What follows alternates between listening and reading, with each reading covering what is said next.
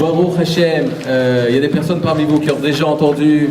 On va rajouter, on va essayer d'approfondir plus ça. Pour ça, je demande un peu de patience par rapport aux personnes qui ont déjà entendu la première partie qui a été souvent répétée dans plusieurs occasions. Et c'est le moment de poser des questions. C'est-à-dire, c'est le moment de poser des questions. Tout va bien aller. On a jusqu'à quelle heure? Jusqu'à 1h moins de quart. Naguid, si on s'arrête à 12h46, vous pourrez être heureux, c'est extraordinaire, ce sera un miracle. Evedrat Hashem, Yetov. Kodem kol, אנחנו צריכים להודות לקדוש ברוך הוא על כל הניסים הגדולים. Le ministère des Transports, le ministre Katz, s'étonne comment ça se fait que les avions du monde entier ne veulent plus atterrir à Tel Aviv. Vous vous rendez compte, tellement on vit les nissim, tellement on vit les miracles, qu'on se pose des questions. Comment les goïms, ils n'ont pas confiance en Akadosh Baruch Hu? Comment les goïms, ils sont pas tmimim, ils n'ont pas cette mimout, cette intégrité avec Akadosh Baruch Hu que rien ne peut nous arriver. Et comme l'a dit certains politiciens, ou sans les citer, est-ce vraiment vrai que des missiles tombent sur Israël? Est-ce vraiment vrai? C'est vrai. C'est vrai. Et le Ham Israël, c'est Amanetzach. Et Bisrout, par le mérite de ce shiur que je devais donner, alors j'ai dû travailler avant, et j'ai découvert un makor que je ne connaissais pas. Alors regardez tout de suite. Regardez au makor numéro 1. Le makor numéro 1, d'abord le titre c'est Emuna Temima. Première partie du cours c'est Emuna, deuxième partie c'est Temima. Ok, Emuna, on va pas traduire. Temima, intègre. La Emuna, intègre. La Emuna, parfaite. Temima. Temima. Tam, Tamim. Tam, vous avez le cours d'avant. Chacham Vatam. Tamim, c'est un mot aussi qu'on utilise en tant qu'adjectif. C'est une personne ou Tamim, c'est au pluriel, mais c'est ou Tamim. Il est intègre, il est plein, il est aucune faille. Ça, c'est une personne qui est Tamim. C'est utilisé de façon péjorative en ivrite. Tamim, ça veut dire un simplet.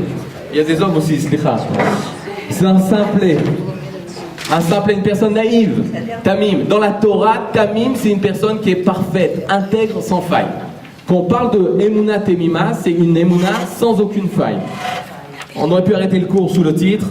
Emuna Temima, je donne la définition. C'est une Emuna qui est kevoa, c'est une Emuna qui est fixe.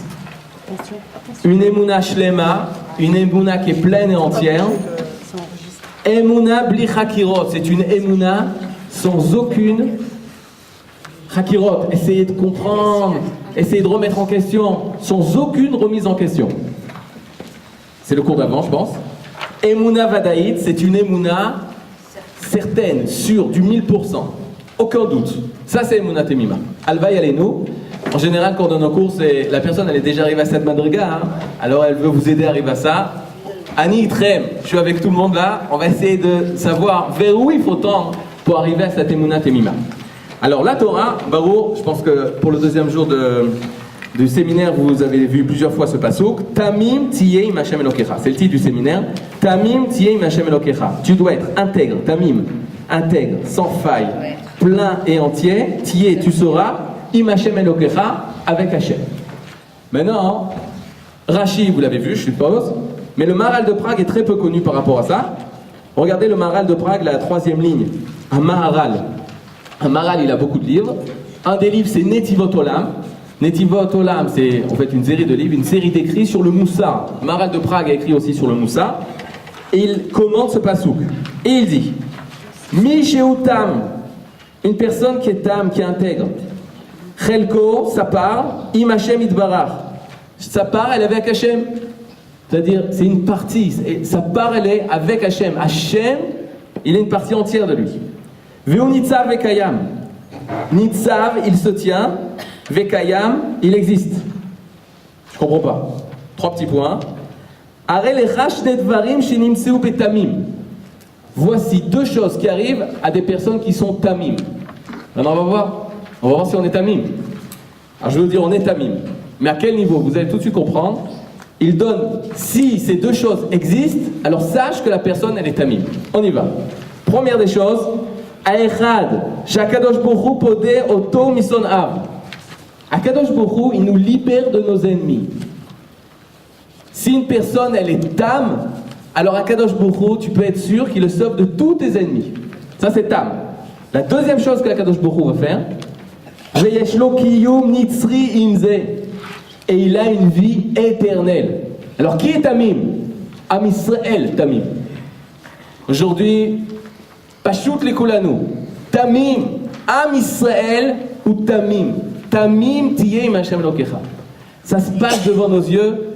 Akadosh Baruch Hu, il nous sauve nos deux ennemis. Et qu'est-ce qu'a dit le Rosh HaMamshala? Am hanetzach lo mefachen miderech aruka. C'est une phrase du Rav Kook dans Rosh Torah qui veut dire Am hanetzach, le peuple de l'éternité. On sent une éternité. On sent que rien ne peut arrêter l'âme Israël. On sent que peut rien arrêter la résurrection de l'âme Israël sur sa terre. Ça, c'est la Tmimout. Maintenant, regardez le Maharal de Prague. Regardez le génie. Le Maharal de Prague, c'est le 16e siècle. Il écrit ça il y a 400 ans en plein Prague. S'il était à Yerushalayim, qu'est-ce qu'il aurait pu écrire? Des choses encore plus grandes que ça. Il était à Prague, ou l'Ozacha, il est à Yerushalayim. Et regardez qu'est-ce qu'il dit. Il donne le secret, c'est quoi être Tam. Regardez ce qu'il dit. Kitam, Efer, Mi, Met. Ça y est, on a fini le séminaire. Kitam, Efer, Mi, Met. Tam, c'est l'inverse de mort. Pourquoi? Parce que Met, Tam, l'inverse, Efer. Les lettres inversées de Tam, c'est Met. Donc c'est qui est Tam? Mishechai. Mishechai. Mishechai blo afsaka. Plus tu vois une personne qui vit, plus il est au shayach, il appartient à la tmimout. À Tam. À la tmimout, c'est le FR de Mavet. La vie, ok? La vie. Maintenant on y va. Maintenant pour pouvoir comprendre tout ça, en fait on va essayer de comprendre le Maharal de Prague qui dit que Tam c'est le FR de Met, Tam de Mishechai. Et quel rapport avec Emouna? Et on va reprendre tout depuis le départ. On avait fait l'année dernière, on était arrêté au plein milieu, mais je vais reprendre quelques lignes pour pouvoir expliquer. Pour ceux qui n'étaient pas là, ne vous inquiétez pas, tout va s'arranger. Regardez, tournez la page, vous avez la liste des questions en latin.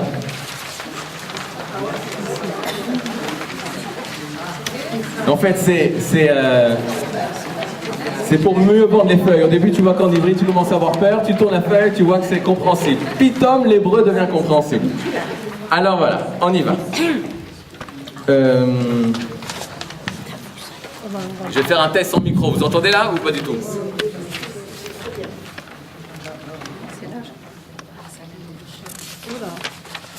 On y va. On se pose la question, qu'est-ce que c'est la Emouna? Pas de stress, tout va bien se passer. Lorsqu'on commence à se poser la question, qu'est-ce que c'est la Emouna? Alors, tout de suite, on pense en français, mais même en Israël, on pense en français. On pense que Emouna, c'est je crois que Akadosh Baruch Hu, il existe, etc., etc. On avait expliqué que lorsque tu poses une question, cette question à une personne, qu'est-ce que ça veut dire? Avoir la Emouna. Ah, vous entendez très bien là. Excellent. Excellent. Qu'est-ce que ça veut dire la Emouna? Qu'est-ce que ça veut dire que tu crois que Akadosh Baruch Hu existe? Et il te dit, je crois qu'il y a quelque chose. Qu'il y a, on avait dit, force suprême.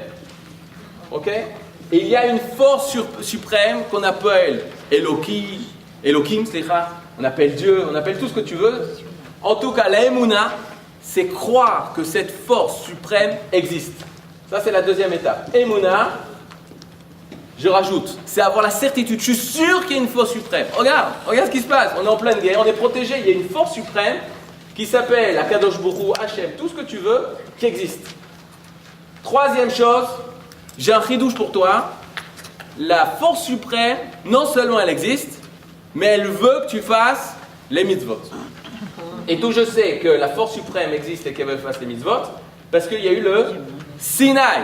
Au mont Sinaï, Akadosh Baruch Hu s'est dévoilé, la force suprême s'est dévoilée, a parlé à tout un peuple, et de génération en génération a été transmise que le peuple a entendu au Sinaï. D'accord? Et c'est pas ici que je veux dire, les grands-mères ne mentent jamais. Et forcément, ce que ma grand-mère m'a dit, c'est vrai. Et donc, la force suprême veut qu'on fasse la Torah et les mitzvot, et maintenant tu peux commencer ta vie de religion.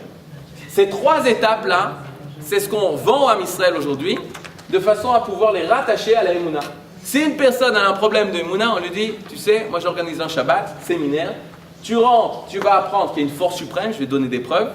Deuxième étape, tu vas renforcer ou dévoiler ta Emouna comme quoi tu as confiance qu'il y a cette force suprême qui existe. Et ensuite, troisième, on va te prouver aussi que les mitzvot, c'est ce que la force suprême veut. Et maintenant commence ta vie de religieux, de mitzvot, etc., etc. Nous, ce qu'on va expliquer, c'est que ça, il y a un danger. C'est une compréhension qui existe. Je ne dis pas qu'elle est fausse. À un moment, j'étais plus dur que ça. Je disais l'onachon, etc. Elle existe, mais c'est le niveau que nos enfants ont. Et ils sont nos enfants, ils sont tmimim, ils sont Besséder Gamour. Pour eux, c'est Besséder. Mais à l'époque où on vit, le Rav Kook dira, si ta émouna se base seulement sur ça, il y a un problème. Il va y avoir des époques dans la Israël où la émouna, elle doit dépasser ce niveau. Et là, j'explique.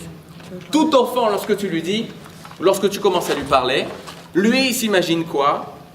Lui, il se vit, c'est-à-dire la personne, elle se vit. La personne, elle se vit, l'enfant se vit, et lorsque tu lui parles d'autre chose que lui, il va s'imaginer quoi? Les objets. C'est-à-dire tout pour lui, c'est l'être, c'est son être à lui. Et lorsque tu vas lui parler de sa peluche, il va dire il y a moi et il y a la peluche. C'est-à-dire, lorsque tu vas arriver à des choses plus spirituelles, comme par exemple Dieu, alors tout de suite, qu'est-ce qu'il va faire l'enfant? Il va dire il y a moi et il y a Dieu. Et là, ça pose un problème. Pourquoi? Parce que ça veut dire que moi et Dieu, il y a une différence énorme entre les deux. Et tout de suite, lorsqu'il dit cette phrase, il n'a pas besoin de la dire, il la pense, qu'il y a moi et Dieu, c'est que Dieu n'est pas tout. Et qu'est-ce qu'on a fait automatiquement? On a réduit Dieu. Et là, il y a un problème. Parce qu'on sait que Hachem, ou Akol, c'est-à-dire... Pardon? Il s'est réduit aussi de lui, parce qu'il a Dieu en lui. Ok, mais ça, il n'est pas conscient de ça. Il ne parle pas de ça. On lui parle d'Hachem. On lui parle Akadosh Baruch Hu. Donc il y a moi et il y a Hachem. Et cette position de moi et Hachem, c'est dangereux lorsque l'homme grandit. C'est-à-dire? Et on va expliquer pourquoi c'est dangereux. Premier danger. Si une personne... Est-ce que jusque-là ça va? Bien fait. Si une personne, elle a cette conscience qu'il y a moi et Hachem. Ça arrive souvent quand on parle beaucoup d'Hachem. En disant Hachem va aider, Dieu il va aider, Dieu est avec nous, etc., etc. On a l'impression que de la façon de... Au départ, j'ai parlé de mon mari, mon ami, mes enfants. Maintenant, je parle de Dieu. Je parle d'Hachem, je parle d'Akadosh Baruch Hu, qu'il est là et qu'il va nous aider. Qu'est-ce qui va se passer quand je veux dire, je me réveille un beau matin et je dis, je veux me rapprocher de lui? La première des choses, qu'est-ce que je vais dire? Eh bien, plus je lui laisserai de la place dans ma vie, plus, alors, il sera présent dans ma vie. Bien fait, c'est une phrase qui est belle, c'est Besséder. Comment je vais exprimer ça? Il y a moi et lui, alors il faut que j'enlève moi pour laisser de la place à lui. Et donc, qu'est-ce qui va se passer? Il y a Dieu, il y a Hachem, il y a Hachem, il y a Hachem, il y a Hachem. Je vais devoir totalement m'annuler pour lui laisser toute la place, parce que je lui prends de l'espace. Et ça arrive. Ça s'appelle dans la chassidoute, comment ça s'appelle? Bitul Atzmi. Bitul Atzmi, l'annulation de soi. Comment on va traduire ça? Sois petit. Fais pas trop de bruit, ne dérange pas Akadosh Baruch Hu. Même dans la version des chassidim qui disent que Akadosh Baruch Hu c'est taté, traduction du judéo-arabe, papa, ça veut dire quoi? Akadosh Baruch Hu c'est ton père, etc. Il y a un problème. Parce qu'un père et un fils dans la même maison, il y en a un de trop. Vous êtes d'accord ou pas? D'accord? Le fils et son père dans la même maison, c'est l'olère. Le fils, il a besoin d'être lui-même. Alken Yazov Ish et Aviv et Imo. C'est pour ça que l'homme doit quitter son père et sa mère pour aller se marier et créer son foyer. C'est-à-dire que quand il rentre dans la maison de son père, c'est son père. Et lui, il n'a aucune indépendance. Aucune possibilité de s'exprimer. Aucune possibilité d'être, parce que c'est son père. Maintenant, on transporte ça au niveau d'Akadosh Baruch Hu. J'ai pas le droit d'être parce qu'il est là. Tout ça, ça vient de quoi? De la compréhension qu'il y a une force suprême. Ce qu'on veut faire, c'est essayer de sortir de ça et arriver à comprendre que la compréhension qu'il y a nous et Hachem, Zelo Nachon, et c'est pas du tout la Emouna, et c'est pas ce qu'on a l'habitude de ce que la Torah parle de la Emouna, ça n'a rien à voir avec ce qu'on pensait jusqu'à maintenant. Est-ce que Efshar Machak, il faut un Bachor Nechmad Shaya, un Rabbanin Shalom. On y va. Lorsqu'on pose la question, après un cours comme ça, on demande nous, alors c'est quoi la Emouna? Alors le public se divise en deux parties. 3 quarts et 1 quart. ou moins que ça. Le côté féminin. Il y a un tampon là. Toda Rabba. Le côté féminin dira la Emouna. Le côté féminin dira la Emouna, je ressens. Regesh, c'est les sentiments. Je sens qu'il existe.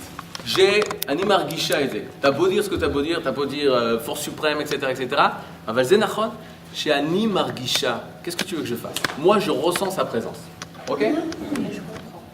Vous comprenez? Maintenant, le parti masculin du public dira j'ai une preuve. Sechel, intellect. C'est-à-dire? Ils avanceront des preuves. Il ne peut pas avoir de monde sans créateur. Il ne peut pas avoir de monde sans horloger, d'horloge sans horloger. C'est des preuves des Hagav que nos Rishonim ramènent. Et ils vont dire voilà, c'est ça la Emouna. Moi, j'ai une preuve que ça existe. Du côté féminin, on ressent qu'il existe. Du côté masculin, on pense qu'il existe, on a des preuves qu'il existe. Maintenant, notre problème est le suivant. Je vais dire, il y a beaucoup de problèmes par rapport à ça, mais le problème est le suivant. Que si on regarde le shoresh, la racine du mot Emouna, c'est quoi la racine du mot Emouna? Amen. Amen. La racine du mot Emouna, c'est Amen. Sha'akol niya bidvaro. Amen. Qu'est-ce que ça veut dire Amen? Moi, je l'ai su à l'âge de 23 ans. C'est-à-dire, l'honora, l'okarakloum. À 23 ans, j'ai découvert ce qu'on disait depuis donc 23 ans. Qu'est-ce que ça voulait dire Amen? Amen, ça veut dire émet.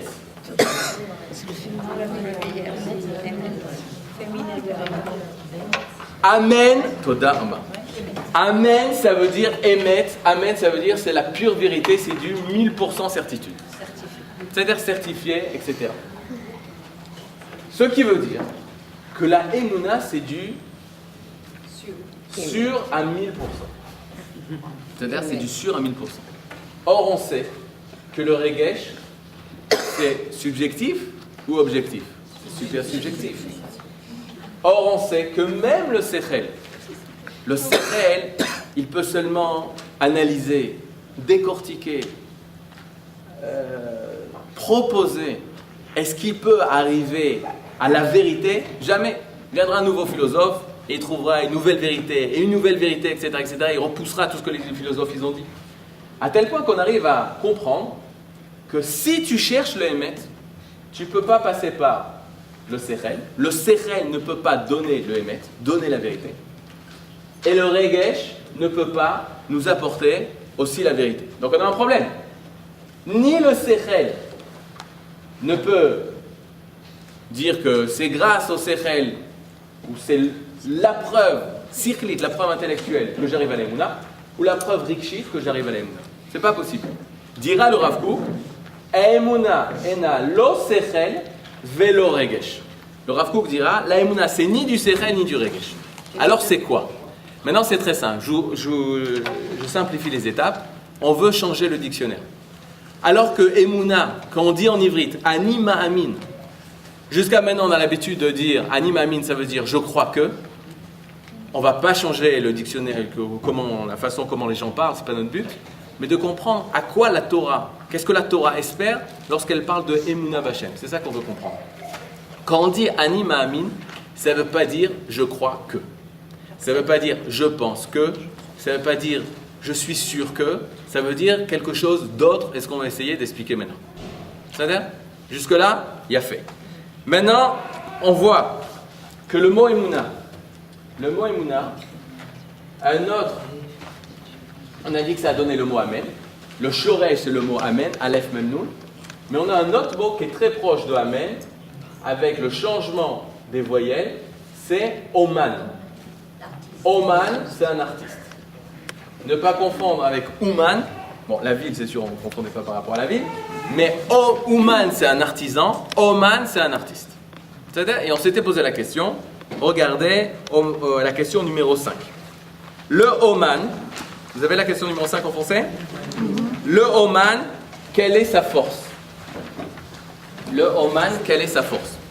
Quelle est la particularité du Oman, de l'artiste? Qu'est-ce qui fait d'un homme un artiste? Et qu'est-ce qui fait d'une personne qui n'est pas artiste? la yetzira. Il y a beaucoup de personnes qui créent et que ce qu'ils font ne les transforme pas pour autant en un artiste. Ça a été créé, il a créé un micro, c'est pas des artistes. Est-ce que c'est un artiste, celui qui a créé le téléphone? Je pense pas que ce soit un artiste.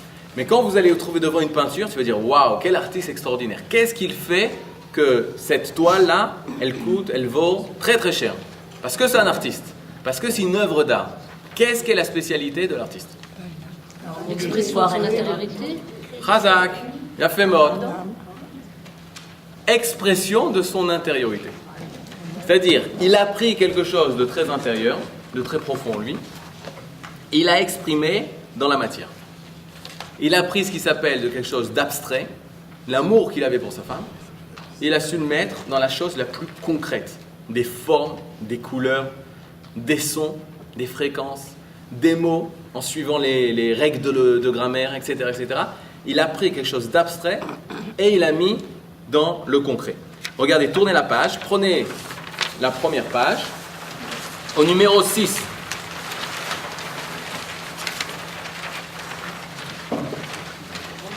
Le malheur du shiur, je le dois à celui qui m'a initié dans la Torah du Rav Kook, au Rav Yosef Ben Shushan. Il a l'habitude de dire cette phrase. Regardez le numéro 6. A Oman Ne'eman. Vous l'avez la phrase? A Oman Ne'eman Leolamo Apnimi Ba Omanut. Ça, c'est la phrase qui permet de faire le déclic. Je traduis. A Oman, c'est l'artiste.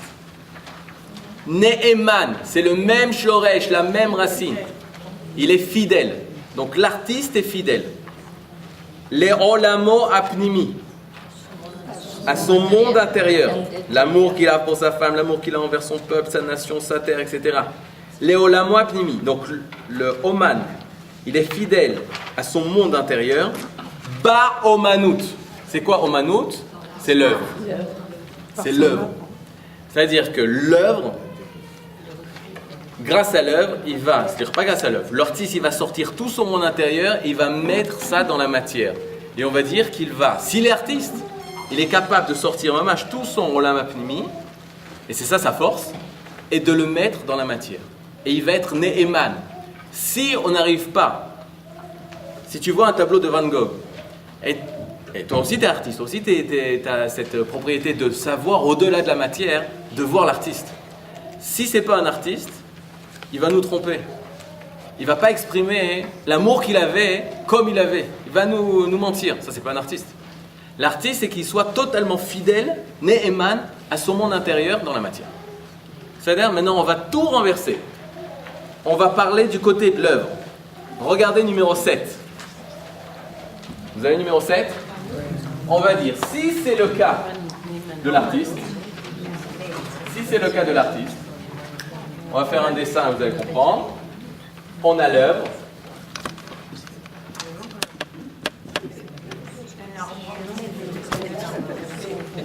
Je ne sais pas s'il aime sa femme, mais il s'est lancé. Ça, c'est le Oman. Ça, c'est cet artiste. Il concrétise son monde intérieur. C'est-à-dire, regardez, là, on prend un monde abstrait, totalement abstrait. Et là, ici, on l'emmène, on concrétise l'abstrait dans l'œuvre. Comment ça s'appelle ça en ivrite? La Omanut, l'œuvre.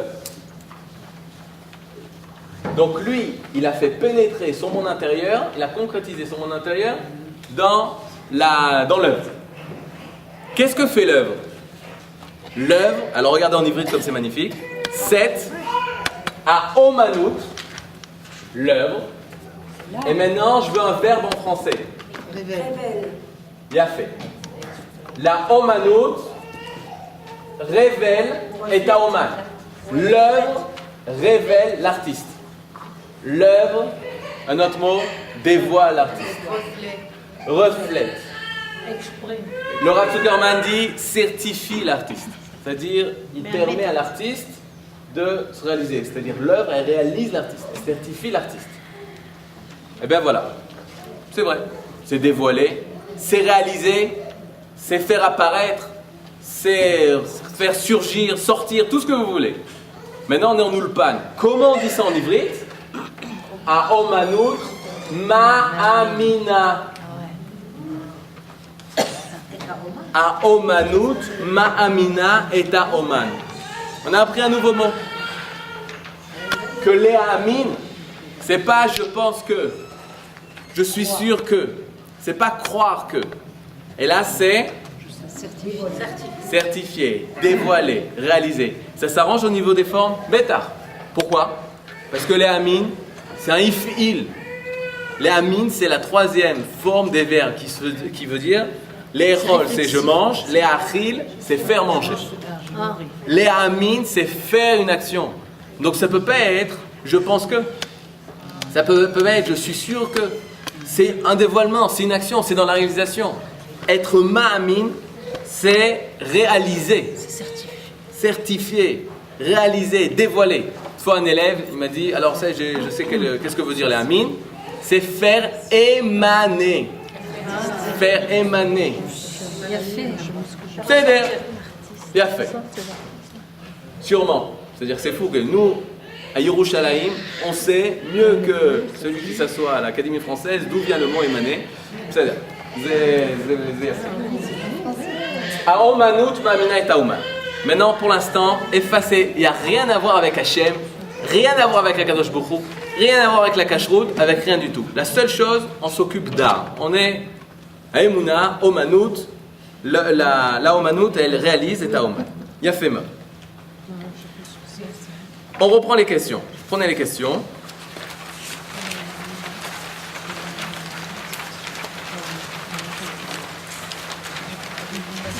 Là, on arrive à la fameuse question difficile.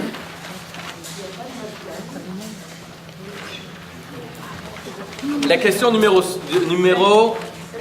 7. La question numéro 7, c'est la fameuse question de quoi tu vis? Ou be'ivrit mima tachai.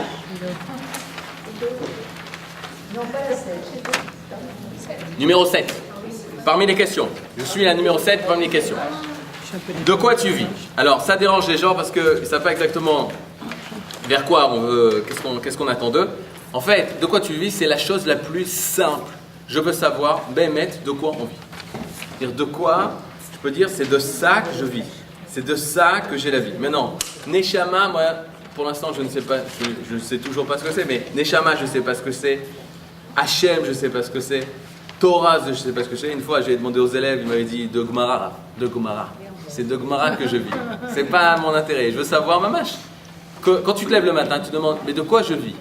Et c'est la réponse qui apparaît. Le problème, c'est qu'on ne se pose jamais cette question. De quoi tu vis? Bechavod. Mais il y a que mes français d'amour et c'est bien. Ma belle-mère est là, mais c'est ce que j'ai dit quand ils m'ont demandé, quand j'ai demandé la main de sa fille. De quoi vous allez vivre? Alors c'est ce que j'ai répondu. Et c'est bien passé. De quoi je vis? Sans poésie. Ma chose la plus d'énergie, de l'air, de l'eau. Alors d'abord, est-ce que vous êtes d'accord qu'on vit d'air? D'oxygène? Oui. C'est certain, on le sent ça. Eh ben oui, c'est sûr. Est-ce qu'on vit d'eau? Oui, et on le sent. Eh ben, bien sûr, si on ne boit pas, trace des chaleurs. Est-ce qu'on vit de nourriture? Eh oui. Bon, ça c'est des choses claires. Tout le monde est sûr, d'accord? Eh bien tout ça c'est faux. Tout ça c'est faux. Et c'est vrai, c'est-à-dire, tellement on vit comme ça dans la vie qu'on ne se rend même pas compte de quoi on vit. Je prends le téléphone là. C'est-à-dire, si, je vais faire l'expérience tout de suite très simple. De quoi il vit le téléphone? Eh bien il vit de ça. D'accord? Il vit de ça. Moi je veux ça chez nous, c'est quoi? L'énergie. L'énergie. L'énergie, moi je veux un mot plus simple, l'énergie, je sais pas ce que c'est. Le goût de la vie. Parce que même dans ça, il y a de l'énergie.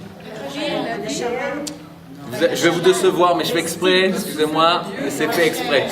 Je veux ça chez nous. Une batterie. La batterie qui est en nous. Qu'est-ce qui fait que c'est de ça que je vis? La neshama, je ne sais pas ce que c'est. Du cœur, non. Le cerveau. C'est des médecins, je ne peux rien faire pour les médecins. C'est Besséder. Non. C'est quoi Neshima? L'inspiration, non. Hazak, comment on appelle ça? La vie. La vie. De quoi je vis de la vie? Voilà, bah oui, je savais. Voilà, ça, c'est pas grave. C'est pas une réponse. Alors vous allez voir, c'est la réponse la plus belle et la plus simple qui puisse exister. On y va. Ça, c'est-à-dire ça, quand ça rentre là, comme vous avez dit l'énergie, ça le fait vivre. Maintenant, il y a quelque chose en nous qui nous fait vivre. Ça s'appelle la vie. Ça s'appelle l'existence. Ça s'appelle le souffle de vie. Ça s'appelle, chez les mystiques, le souffle divin, etc. etc. En tout cas, la vie, c'est parce qu'il y a la vie en moi que je vis. Ça, c'est vrai chez les goïms, c'est vrai chez les animaux, c'est vrai chez tout le monde. C'est parce qu'il y a la vie. Alors là, je peux passer à l'étape bête. C'est quoi la deuxième étape? Respirer.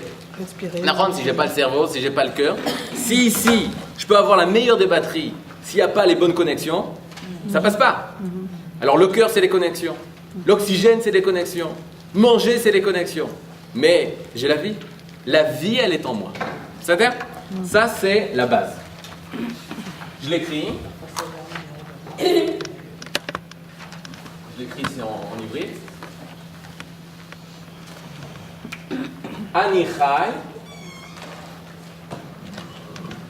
Je vis, mais je ne vais pas marquer la vie, je vais marquer l'existence. Comment on dit l'existence en hybride? Meha-havaya. Meha-havaya. Je vis de l'existence. L'existence en hybride, ça se dit havaya. Donc je vis de la havaya. Si la havaya n'était pas en moi, je ne pourrais pas exister. C'est la chose de base qui existe. Besed. 9. Question 9. Une lettre personnelle à mon ami. Le but, il est de savoir la chose suivante. Lorsqu'un ami vous écrit, imaginez-vous que votre ami, c'est un artiste. C'est quoi la force d'un artiste? Dévoile totalement son être dans l'œuvre. L'œuvre ici, c'est dans les mots, c'est dans les phrases, etc., etc. C'est un artiste. Et donc, il te parle de sa vie. Il te dit, voilà, David, je suis arrivé à Yerushalayim, tu ne peux pas savoir l'émotion de retrouver son peuple, de retrouver sa terre, malgré les ennemis d'Israël, etc., etc. Et à la fin, il te pose la question, il dit, et toi, David, comment vas-tu? Et moi, je réponds à la lettre. Moi, je dis, moi, ça va, Shimon. Je suis content que tu sois revenu avec nous, à la maison, Baruch haba, Chazar Tabaita, t'es revenu à la maison. Et ma mère passe et me demande, mais qu'est-ce que tu es en train de faire? Je dis, je suis en train de répondre à mon ami. Alors qu'est-ce qu'elle me dit? Mais c'est un papier. C'est un papier. Je dis, non, maman. On a appris en Shiur, dans un cours, que si c'est un artiste, alors il a su exprimer son monde intérieur dans les lettres. Alors mon ami, il est là. C'est vrai, c'est faux? C'est vrai. Mais si je veux rencontrer mon ami, où est-ce que je vais? Chez lui. Chez lui, là où il est. Je dois le rencontrer où? Dans son visage. Je vais parler à son visage. Il a fait. Et là, on arrive à comprendre que la plus grande réalisation, la plus grande œuvre qui existe par rapport à mon ami, c'est pas ce qu'il a marqué. C'est dans sa vie. C'est dans ce qu'il est. Lorsque je vais rencontrer lui comment il est, alors là, je vais véritablement rencontrer la vie intérieure qui est en lui. Et c'est pas par hasard que panim, qui veut dire le visage, en fait, c'est le reflet de pnim, de ce qu'il y a à l'intériorité. C'est-à-dire, chez les Mekoubalim, ils appellent ça Chochmat HaPartsouf. Pour la petite histoire, une fois, le Rav Zuckerman était monté dans une voiture à l'arrière. Et il est monté avec un élève et il y avait un chauffeur. C'est-à-dire quelqu'un qui l'emmenait. Et le chauffeur, c'était l'ami de l'élève au Rav Zuckerman. Il descend de la voiture au bout d'une demi-heure de voyage. Et l'élève dit, voyez Rav, c'est avec mon ami qui vous a conduit, c'est avec lui que je dois faire des asakim, du business. Et le Rav Zuckerman lui dit, ne fais pas du business avec lui. Il fait pourquoi? Parce qu'il est mouchrat de baréot. Il ne se comporte pas bien dans le comportement au niveau des mœurs. Et l'élève du Rav, il fait, mais comment vous savez ça? Vous ne le connaissez pas? Il fait, non, ça se voit sur son visage. On a demandé au Rav Zuckerman, je dis, mais comment c'est possible? Il m'a dit, ton père c'est un kiné, c'est un kinésithérapeute. Quand tu marches, il va arriver ici, il va te dire, t'as mal là. D'où il sait? Parce que l'intérieur, au niveau du corps, ça se reflète à l'extérieur. Auto d'avoir au niveau de la vie intérieure de l'homme. La vie intérieure de l'homme, c'est-à-dire la vie morale, la vie des sentiments, elle s'exprime au niveau du visage. On dit au sujet du Harizal qu'il était capable de voir sur le visage si une personne elle a fait du Lachon Hara ou pas. Parce que ça s'exprime au niveau du visage. Là où je veux en venir, c'est pas l'Afrique d'Anachim, moi je connais rien de Chormata partout, mais pour dire la chose suivante, c'est que nous, notre corps, c'est l'œuvre de la Havaya qui est en nous. C'est l'œuvre de la vie qui est en nous. Ça marche? On est la Omanout de la vie qui est en nous. Une personne peut voir, aujourd'hui on utilise ça pour des besoins autres que l'id avec Bachem, de s'attacher à Kadosh Borou, de savoir si une personne elle est stressée, elle est inquiète, comment elle se tient, elle a fait ça, ça veut dire ça, elle a fait ça, ça veut dire ça, elle met ses bras comme ça ou comme ça s'appelle Sfatagouf. On sait que le corps il reflète ce qu'il y a à l'intérieur. Maintenant, pourquoi on a besoin de ça? Parce que regardez, ici vous avez tourné la page, la deuxième page, vous avez un dessin qui résume là où je veux en venir. On a parlé de l'artiste. On a parlé de l'œuvre. C'est-à-dire, on a parlé de l'artiste, on a parlé de l'œuvre. Maintenant, je renverse les choses, je vais plus loin. Ici, c'est un homme, c'est nous. Maintenant, on vient de dire que nous aussi, on est une omanout. C'est-à-dire, nous aussi, on concrétise l'abstrait. Quel est l'abstrait qui est en nous? La vie. La vie qui est venue en nous, c'est quelque chose d'abstrait. Et nous, toute la journée, qu'est-ce qu'on va faire? On va exprimer la vie qui est en nous. On va l'exprimer dans notre comportement, dans nos pensées. On va exprimer la Havaya qui est en nous. C'est-à-dire, maintenant, de cette vie-là qui est venue en nous, de cette Havaya qui est venue en nous, c'est-à-dire, qu'est-ce que je peux dire? Moi, en tant que Omanout, moi en tant qu'œuvre. Alors regardez, on a dit à Omanout, Ma'amina, pas de place, et Aoman. Je vais changer un petit peu. Non, c'est là, et Aoman, vous allez comprendre. Maintenant, c'est moi qui suis la Omanout. Alors qu'est-ce que je peux dire? À la place de Omanout, qu'est-ce que je peux dire? Ani. Ani. Je révèle des voiles. Réalise. Ma'amin. Ma'amina ou ma'amin. Ani ma'amin. Je réalise. Et Aoman. C'est-à-dire, Ani ma'amin et Aoman. Jusque-là, ça va? Maintenant, un problème. C'est Oman. Voilà. On ne sait pas qui c'est le Oman. On ne sait pas qui c'est le Oman. Non, je ne sais pas si c'est Akadosh Borou. C'est lui? Je ne sais pas pour l'instant. Gardez le suspense. Ani Ma'amin et Oman. L'artiste, je ne sais pas qui il est. Je ne connais pas son nom. D'accord? Deuxième étape. Excusez-moi, je n'ai pas compris comment vous avez présenté l'inverse. On y va. Non, j'ai compris que le homard... Nous, on dévoile. Ok. Bien fait. Nous, on est une œuvre. Oui. Qu'est-ce qu'on réalise? On est l'œuvre de la vie intérieure qui est en moi. Vous êtes l'œuvre, votre corps, comment vous êtes, vos pensées, réalisent la vie intérieure qui sont dans chacun de nous. Donc, Anima Amin, je peux le dire. Anima Amin est à Oman. Ok, alors pour l'instant, on ne connaît pas le Oman. Mais de quoi je peux dire Anima Amin est? Bien fait. Vous l'avez dit. Là, pour l'instant, le Oman, je ne le connais pas, je suis d'accord. Mais je peux dire que Anima Amin est Achaïn. Oh, comme on l'a appelé, est Havaya. Ani Ma'amin est Havaya. Je réalise l'existence. Ça, je peux le dire? Ok, maintenant je saute un petit peu. Vous avez un doute par rapport à ça? Qu'on existe, qu'on réalise l'existence, qu'on vit Bekitso? C'est clair, Nahon? C'est du regesh? C'est des sentiments? Ouais? Non. C'est du sechel. T'arrives à la conclusion que t'existes? Alors voilà, le Rav Kook, votre gamze ve gamze, il a dit c'est lose ve lose. Il a dit c'est ni ça ni ça. Il a dit c'est ni ça ni ça. C'est vrai que dans ses écrits, il utilise le rouge à Emouni, c'est vrai. Il utilise le sens de la Emouna comme le sens parce qu'il n'y a pas d'autre mot. Mais là, on arrive à quelque chose qui est, c'est fort, on arrive à quelque chose qui est au-delà du regesh, au-delà du sechel. C'est quelque chose qui est une certitude claire, tellement claire qu'on n'en parle même pas. C'est à cette certitude, à cette vadaout, qu'on veut rattacher la Emouna. La Emouna, c'est cette certitude de l'existence. Cette certitude de vivre. Cette certitude de réaliser la vie à travers nous. Ani ma'amina et ahavaya. Maintenant, on veut tous connaître le nom du Oman. Eh bien, le nom du Oman, il est dit dans la Torah comme étant celui qui me donne la vie. Comment on dit celui qui est la source de ma vie dans la Torah? Comment on dit la source de la vie? Mekor HaChaim. C'est la rue, non? Non, pas Mekor HaChaim. Comment c'est quoi? Je ne connais pas. Alors, non, comment on dit ça dans la Torah? De donner les lettres. Yud Ke Vav Ke. C'est tout. Bien fait, c'est Shem Havaya.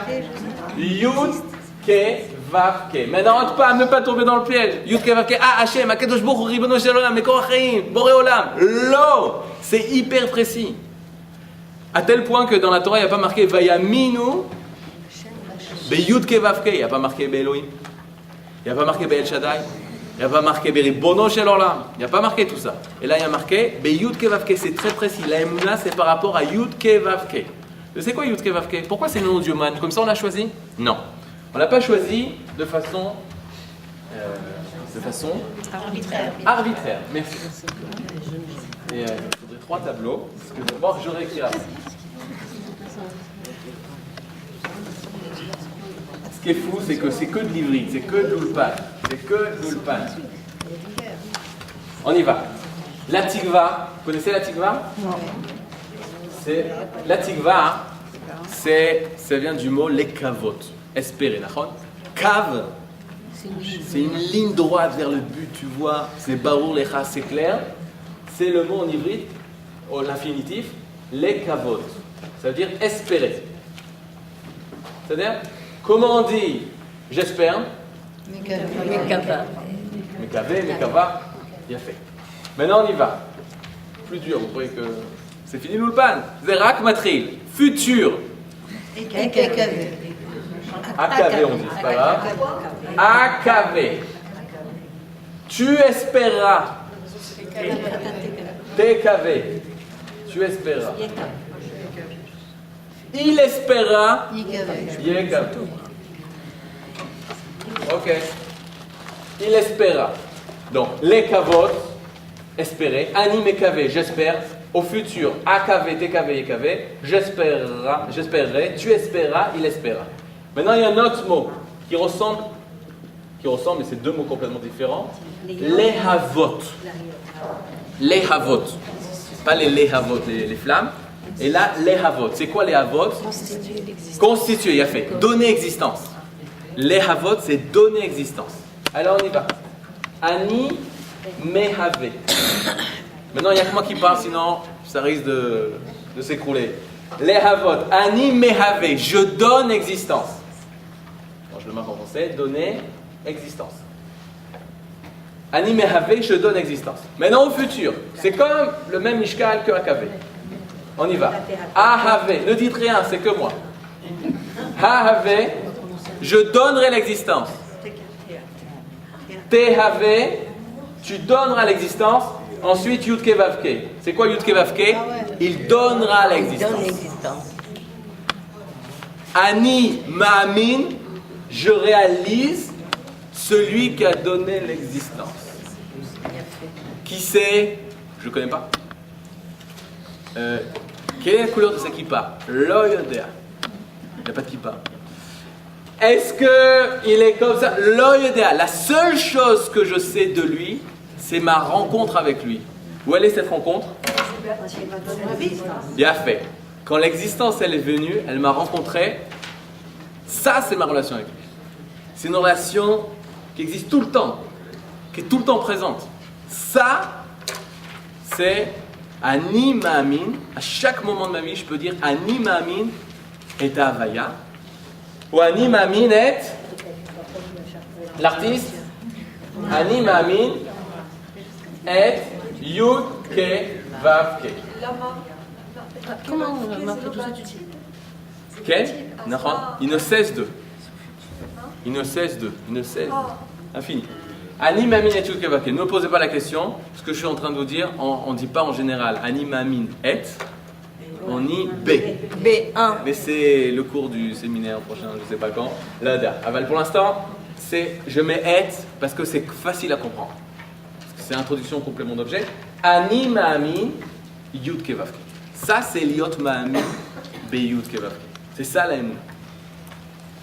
C'est un doute? Non, c'est une certitude, c'est du 1000%. C'est pas sirli, c'est pas rikshi, c'est au-delà de ça, c'est une certitude. Maintenant, regardez comme la Torah est forte. C'est que à quel moment on réalise ça? À quel moment? À quel moment on réalise ça? On prend conscience de ça. Au réveil. Au réveil. Regardez au Makor, numéro, première page, numéro 5. Numéro 5.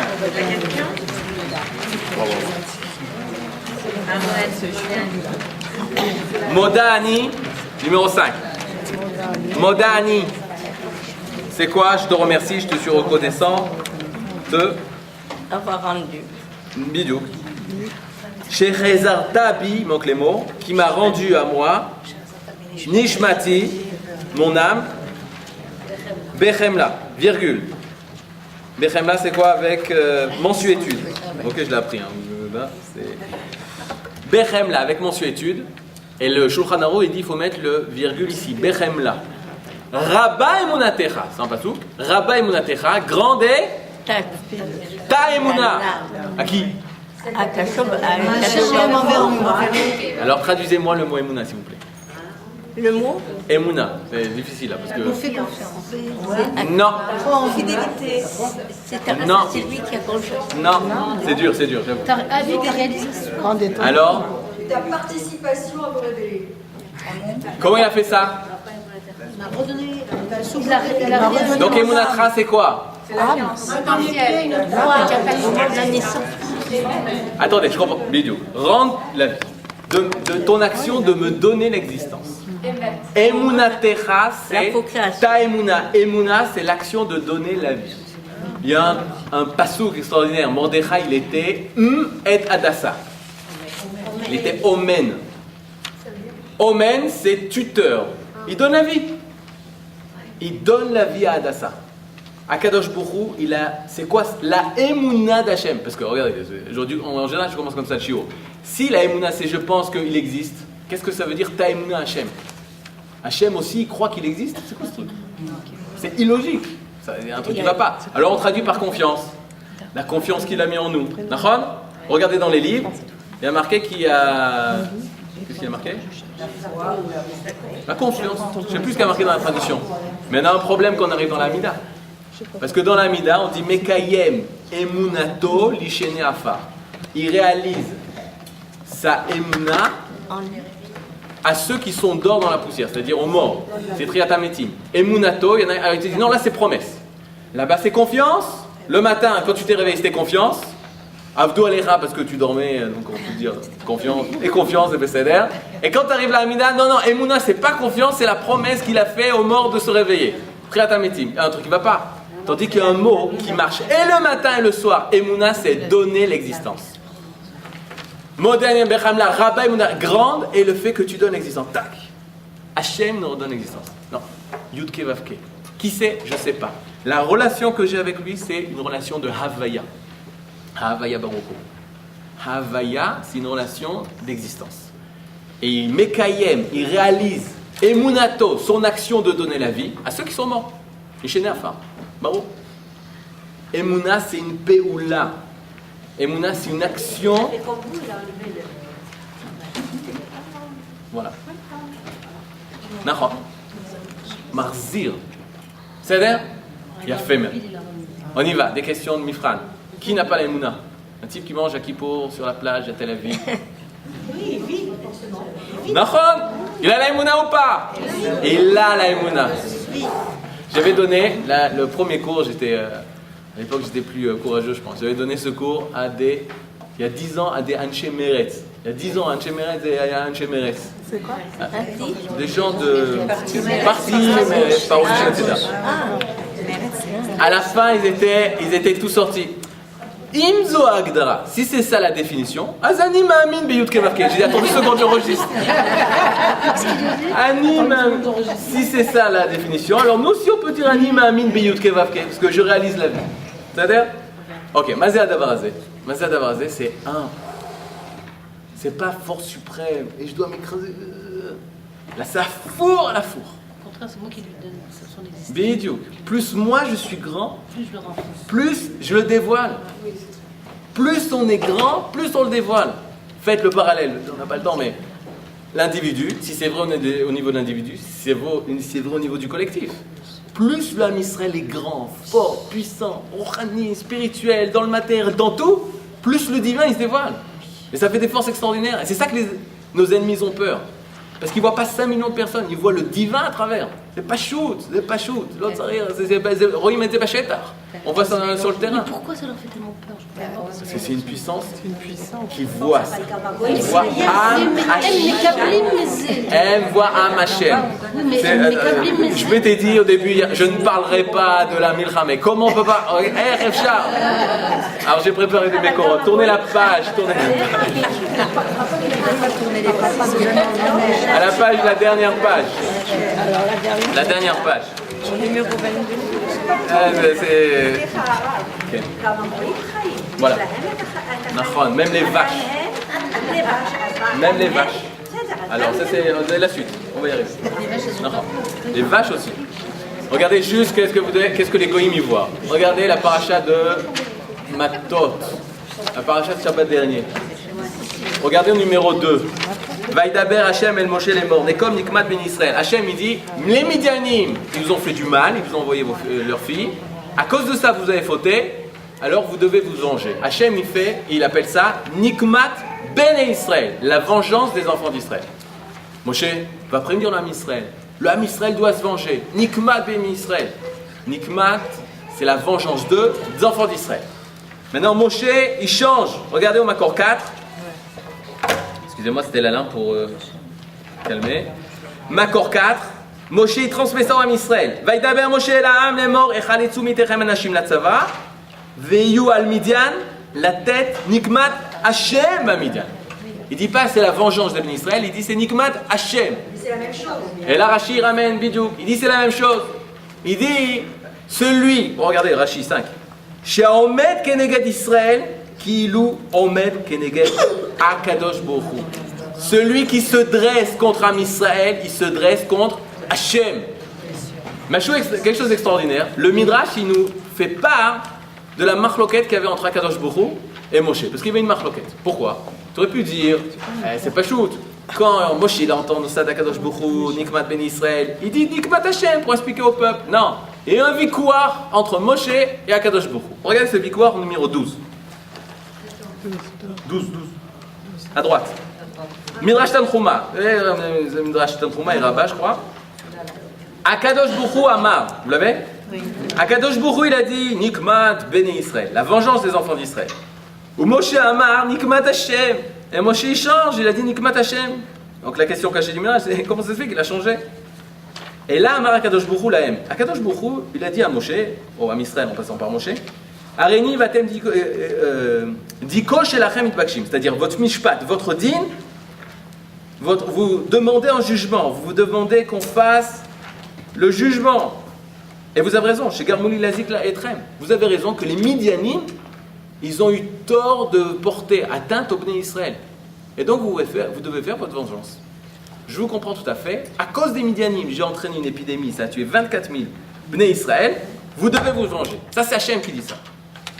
Amar Moshe, et là Moshe répond, Ribono Olam, Ribono Shel Olam, Im Ainu Arelim, si nous étions des goïms, dit Moshe. Ovde Avodazara, si on était des idolâtres. Les goïms dans la Avodazara. Au Kofrim Bamizvot, où on avait totalement rejeté, tout l'homme Israël avait rejeté ta Torah. Lo Ayusonimotanu, personne n'aurait de la haine envers nous. Velorod Fim Acharenu, aucune manifestation à Paris, à Londres, au Canada, Aferad. Aya Meshanem, ça aurait été ennuyeux le monde. Et la Bishvil Torah Shenatatalanu, parce que la Neshama d'Israël que tu nous as donnée, qui s'appelle la Neshama, c'est la Torah, etc., c'est notre Neshama, parce qu'on est en Israël, parce qu'on est Israël, Am Hashem, le peuple d'Hashem, Lechara Nekama Shelcha. Alors c'est pour ça qu'ils ont de la haine envers nous, et c'est pour ça que c'est une Nekama d'Hashem, et pas de nous. Le Satan, Atalo Yachol le balbel autour. Le Satan, tu ne peux pas le tromper et le cacher. Durant l'année, nous, on dit celui-là, il est de chez nous. Celui-là, il est d'accord avec nous. Celui-là, il est de droite, de gauche. Il est religieux, pas religieux. Ça, c'est un Satan cherokee. Le Satan, il tourne autour de nous. Il dit oui, il n'est pas comme toi. Il est non. Mais Mitzah d'Egoïm, il ne voit pas ces différences. Il voit Am Hashem. Et bon, Hashem, une personne qui m'a dit c'est pas normal ce qui se passe. Regarde la hardoute qu'il y a. J'ai dit c'est vrai que c'est pas normal qu'il y ait la hardoute, c'est la chose la plus normale qui existe. C'est notre matzav à Bari, à Pachout. Le fait d'être dans l'unité. Ce qui n'est pas normal, c'est que même la Tikshorette, elle a dit qu'il y avait une hardoute énorme. Ça, c'est pas normal. Ça, c'est bizarre. Avec que le Ham Israël, il soit méourad, et que chacun sent, même des gens, ils ont dit, depuis la guerre des 6 jours, et même peut-être plus que la guerre des 6 jours, ce qui est en train de se passer. Une hardoute, une quota, une unité dans le peuple. Ça, c'est normal.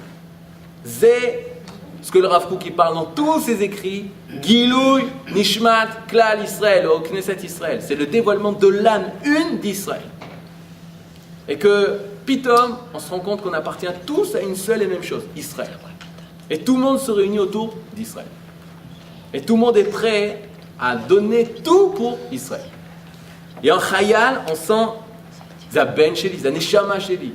Là, parce qu'il représente Israël Bashetar. Et ça, on le voit seulement dans des mauvais moments, hein, C'est le niveau où on doit avoir tout le temps. Il y a une personne, une fois en France, il était venu à Roma. Il m'a dit, je comprends pas. Léo Mévin. Je sentais qu'on était en France, on était soudés. On était unis, la communauté elle était unie. Là, ici en Israël, on sent pas cette hardoute. J'ai dit, quand est-ce que tu la sens, cette hardoute? Il fait en temps de guerre. Tant de guerre, on la sent. En Israël, quand il y a une guerre, alors là, on sent, tac, pitom, la hardoute. Je dis, bah, c'est ça la différence. C'est quand tu étais en France, chaque seconde, c'est une guerre. Chaque seconde, c'est une guerre. On était en terrain ennemi. Pourquoi? Parce que tu n'es pas chez toi. Si je sors, Annie, c'est la goïne. Mes enfants, c'est la goïne. Ils sortent pas, ils sont là, tac. T'es en temps de guerre. Je dis, j'ai rencontré, pour la yeshiva, j'ai rencontré des familles, etc. L'enfant, c'était maison. On le prenait en voiture, dans le souterrain, il sortait avec sa voiture, l'école, on venait le rechercher, maison, on le ramenait, bête à Knesset, maison, c'était. J'ai dit à un moment, quand est-ce que tu respires, quand est-ce que tu te balades, tu fais un tioul. Il n'y a pas. On est Bamiklatim. Ça, c'est Achaïm. Baminarot. Maintenant, Chosrim l'Eretz Israël, vous avez raison. Il faut arriver à ce que cette hardoute, elle existe, cette unité, elle existe. Tout le temps. C'est ça, c'est. Mais ce qui est beau, c'est que tu vois, c'est maintenant, c'est Béchouche, on le voit Béchouche, on le voit, c'est clair, c'est barreau. Et ça, ça nous aide quand tu es dans un couple, quand ils ont vécu des bons moments, etc., d'unité, etc., ils savent vers où retourner, ils savent que c'est vers ça qu'il faut aller. Et là, le Ham Israël, tout le monde se rend compte qu'on appartient à ça, et que ce n'est pas une chose azouille, c'est une chose illusoire. Et au niveau politique, pardon. Au niveau politique, on a essayé pendant les 15 ans, les 20 ans, les 20 dernières années, ou depuis la guerre de Kippour encore plus que ça, de transformer le peuple d'Israël en un peuple comme les Européens, comme le truc. Val Baruch Hashem, Zélo over, ça réussit pas, ça passe pas, impossible. Le Ham Israël, il reste Echad, il reste Am Hashem. Tu prends un Machat Givati qui te dit Beshem Hashem Naaseh Venatzliach. Nachon, il y aura toujours des gens qui penseront quand on parle d'Hashem, on est en train de parler de Khomeini. Ça marche toujours. Il y aura toujours des gens comme ça. Bezrat Hashem, j'ai l'eau. Ah ben il t'aura toujours, mais c'est clou. Am Israël ou Bari. Am Israël, il est saint. Il est Kadosh ou Bari. Il est Kadosh et saint, et Saïen, dans le sens il a des Chouchim Briim. Et il arrive à voir la grandeur du Ham Israël. C'est ça qui donne la force de rentrer, de faire Missirou Nefesh. Yeshlo et Tatmimout, qu'on a dit au départ. Tam, Aefer Mimet. Osé Akol Kedelichiot. Ve Moser et Nefesh. Et regardez les familles, la Tzilut, la grandeur, la noblesse. Où c'est ça? Tout le monde s'élève à un autre niveau. Non, les gens disent c'est un niveau bizarre. Non, c'est notre niveau. C'est le niveau du Ham Israël. Je suis stressé parce que je veux finir par rapport à la Emouna, même s'il y a beaucoup de choses à dire par rapport à ça. À d'autres occasions. Qui n'a pas la Emouna alors? Qui n'a pas la Emouna? D'abord, qui a l'Emouna? On va répondre. Les Goïm, ils ont la Emouna. Nachon. Ils réalisent la vie. Les animaux, ils réalisent la vie. C'est-à-dire, tout existe, ils réalisent la vie. Celui qui se suicide. La végétation. Les Rechaïm, ils existent. Ils réalisent la vie. Les crèmes Oui, mais ils ont une tendance à la mort. Qui n'a pas la Emouna? Le mort. Ah oui. C'est-à-dire, la personne qui est morte, on dit qu'il y a de la Touma. Touma, ça veut dire qui est fermée à, qui a Toum, fermée hermétiquement à. Elle est fermée hermétiquement à la Havaya. C'est-à-dire? Donc, c'est quoi notre but maintenant? Une fois, il y a fait. C'est très simple. La Emouna, c'est recevoir la vie. C'est quoi le Allah? La préserver. Regardez. Pas la préserver. Mieux que ça, Disez, la réaliser. Bien fait. Réaliser la vie. Et là, on arrive aux différences avec les goïms, différences avec les animaux, différences avec tout ça. Alors, prenez les questions. Prenez les questions. On est à la question 16. Question 16. Donne un exemple de réussite. 16. De toute façon, j'ai vu, vous avez le prochain cours à 3h, donc vous avez du temps jusqu'à 3h, donc c'est 16h. elle va manger. Elle va. 16. On n'a pas besoin, on a la vie, on a la vaille. 16. Donnez un exemple de Omanout réussi. Donnez une expression, un exemple d'œuvre réussie. Là, tu dis, alors là, c'est une œuvre parfaite. Shlema. Omanout, Shlema. Donnez-moi un exemple. Un enfant. Un bébé.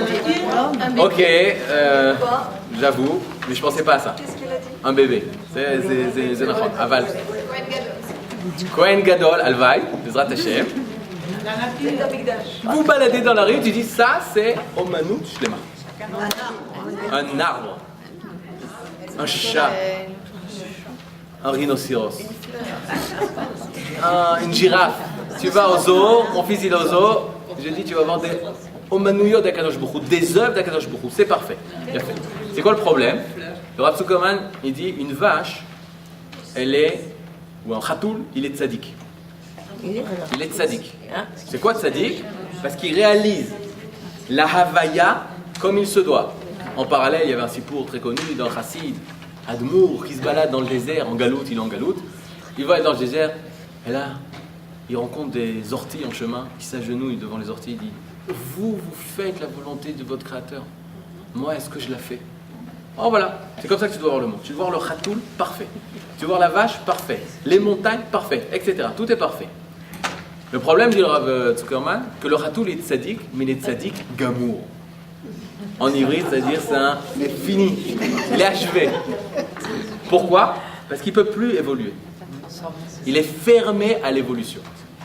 Or, je complique, le Yudke Vavke, il est, tu sais pas, il n'est pas fini.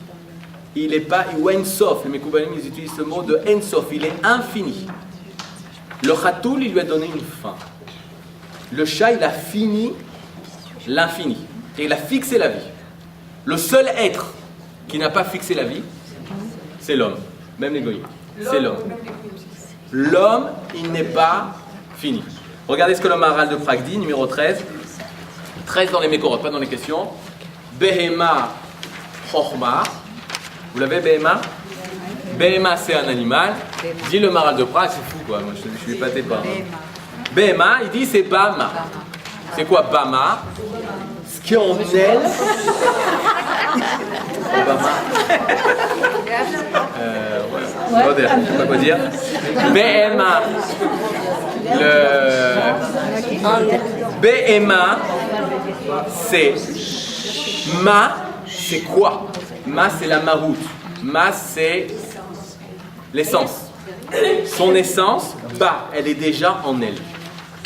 C'est-à-dire en 3 minutes, ils ont fait un test à l'université, il y a un oisillon qui venait de naître, on lui montre la photo d'un rhinocéros, on lui montre la photo d'un éléphant, on lui montre la photo d'un aigle, commence à paniquer.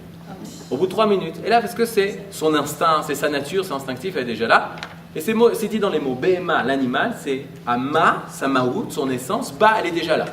En 7 minutes, le cheval il se met à marcher, etc. Tandis que nous, quelle est la particularité qu'on a? C'est la Chochma. Chochma, dit le Maharal de Prague, le Ma de l'essence de l'homme, elle est Chor. Chor, c'est les mêmes lettres que Koach. Elle est en force, elle est en puissance. Elle est en potentiel. Il y a 6 ans de ça, à Bethléem, ils ont trouvé un enfant qui a grandi dans l'étable, il ne savait pas parler, il était retardé mental, etc., etc. Parce qu'il n'a pas réalisé, tout est en potentiel chez l'homme, et il n'a pas réalisé ce potentiel. Il n'a pas réalisé ce potentiel. Et ça, c'est la particularité de l'homme. L'homme, c'est comme mort, et il faut tout réaliser en apprenant à parler, à marcher, en apprenant c'est quoi le Shabbat, en apprenant tout ça, réapprendre sa nature. Voilà. Mechadesh betuvo bechol yom, ça appartient à l'homme. C'est un monde d'hommes qu'on a créé. Yafé meod. 17. Donner des expressions de cette émouna. Je veux les expressions de l'existence de la Havaya Baruchou qui traverse le Khatoul. Alors, une des expressions de la émouna du Khatoul, c'est miaou. D'accord? Miaou. Ça, c'est son modéani. Son modéani. C'est comme ça qu'il exprime la Havaya Baruchou à travers lui. Je change de terme. Les expressions de la Emouna égale, donnez-moi un autre mot, mitzvot. Ne tombez pas de votre sender. Les mitzvot, c'est l'expression de la Emouna. C'est l'expression de notre vie. Quelle est la première mitzvah chez nous, Deragav? Tu as reçu la vie et tu dois dévoiler la vie, donner la vie. Pérou ou vous, faites des enfants, mariez-vous, etc. Ok, donc la Emouna, c'est le fait de recevoir la Havaya, et la mitzvot, les mitzvot, c'est ce qui va nous permettre de réaliser les choses. Question 18. De quelle façon la Khatoula ou le Khatoul a-t-elle fait pour savoir de quelle façon réaliser son existence? De quelle façon la Khatoula a fait pour savoir qu'il faut dire miaou et pas waf waf?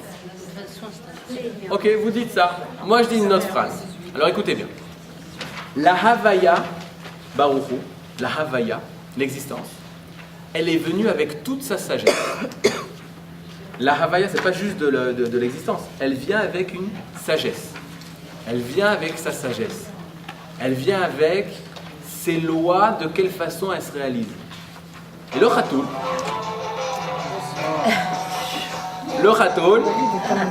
je sais que c'est la fin, il est moins de quart, je me dois arrêter, mais 2 minutes.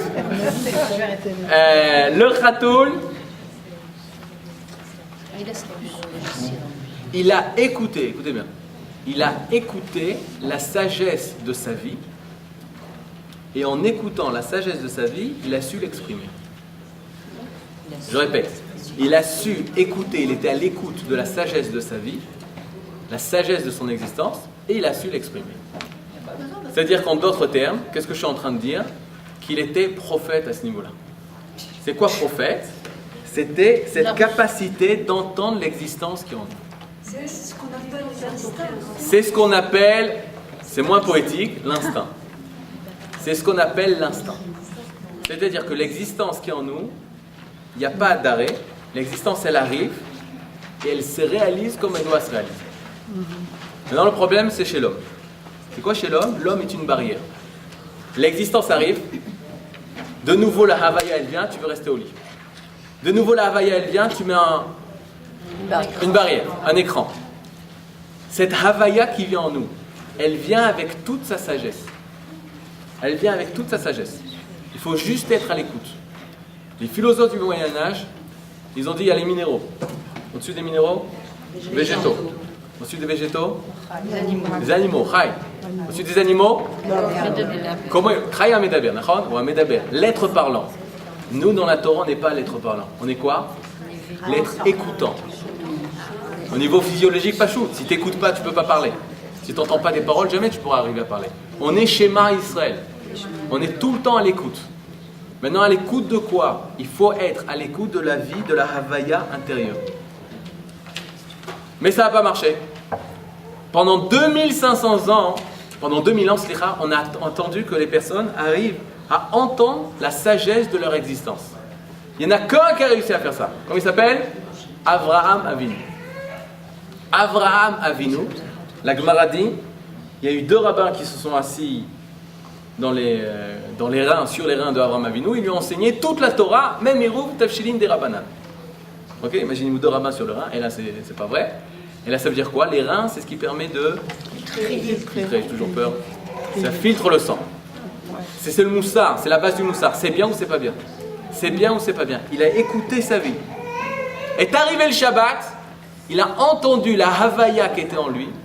Il a dit, non, il ne faut pas allumer le Shabbat. Il a vu qu'on était vendredi, Yom Tov, et demain c'est Shabbat. L'avant-veille, il dit, il faut faire un Eruv Tafshili. De lui-même, il a su entendre la vie. Maintenant, nous, comment on fait pour ça? 2 choses. On nous a donné la Torah. La Torah, elle a mis sur les lettres ce qui existe dans notre être. Avant d'être dans les lettres, c'est dans l'être. Ça, c'est la Torah. La Torah, elle a mis par écrit la sagesse de la vie qui passe par nous, qui concerne la qu'Israël. Deuxième étape, comment on peut nous arriver à connaître la sagesse de notre vie? Le rêve. Et là, on finit par le rêve. Le rêve, on s'est posé, les scientifiques se sont souvent posé la question, comment ça se fait qu'une personne va dormir et se réveille? Attention, je n'utilise pas la science pour prouver que la Torah a raison, j'utilise juste la science pour mieux comprendre ce que la Torah voulait dire. C'est différent. Alors écoutez, comment dit un rêve? Halom.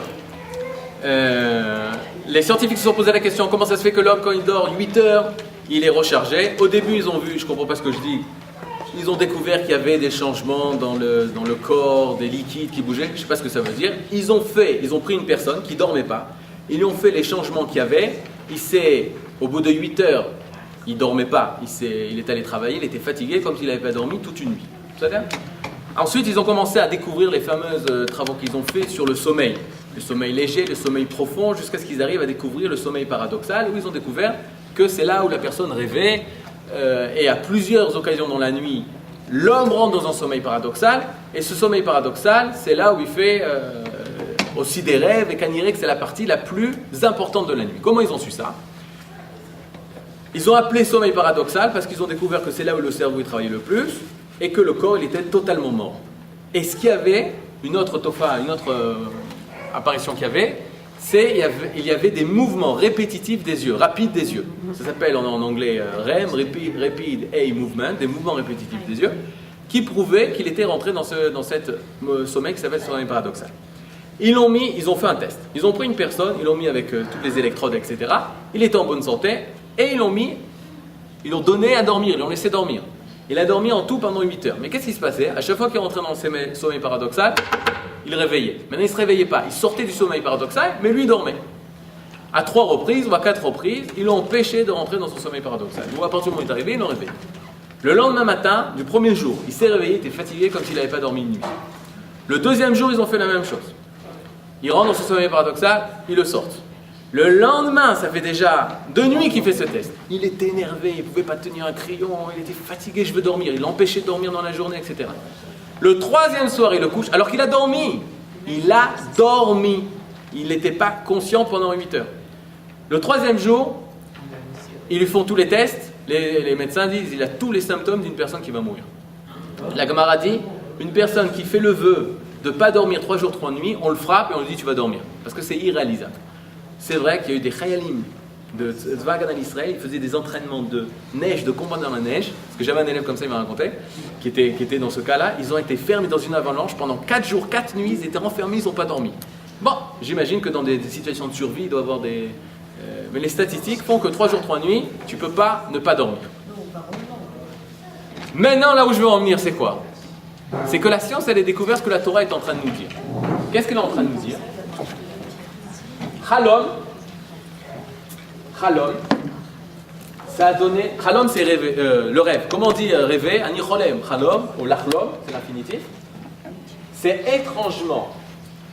étrangement en rapport avec le verbe leachlim. C'est quoi les achlim? Guérir. Mieux que ça, se rétablir. Je vais me rétablir. Le Rav Zucker du Kibbutz Ben Gilboa nous a dit jamais ne dire je suis fatigué, je vais dormir, je suis crevé. Et là, je vais me ressourcer. Je vais me ressourcer. Je vais rêver. Pourquoi? Parce que dans le rêve, on réécoute la vie qui vient vers nous. Le rêve, c'est l'écoute intérieure de la Havaya qui vient vers nous. Et lorsqu'une personne, elle écoute ça, alors elle retrouve toute sa source. Maintenant, on y va. Rapport pour finir avec le sujet. Qu'est-ce qu'il dit le Maharal de Prague? Tam. Tam, c'est l'inverse de Met, c'est Chai. Les animaux, ils ont une tmimout. De quel niveau? La vie, elle vient, elle laisse. L'homme, la vie, elle vient, il bloque. Tout le travail de la Emouna, c'est d'accepter la vie, de la réaliser. Jusqu'à la tmimout. C'est quoi la tmimout? C'est d'être totalement passeur de cette vie. D'être totalement passeur de cette Havaya. Comme les animaux. Mais la différence, c'est que moi, j'ai choisi. Les animaux, ce qu'ils font de façon naturelle, nous, on le fait de façon volontaire. On a décidé de réaliser pleinement la Havaya qui est en moi. Ça, c'est la tmimout. Kol Tov, ובעזרת השם, שנזכה לניצחון גדול של עם ישראל, ורפואה שלמה לכל החולים וכל הפצועים של צבא הגנה לישראל.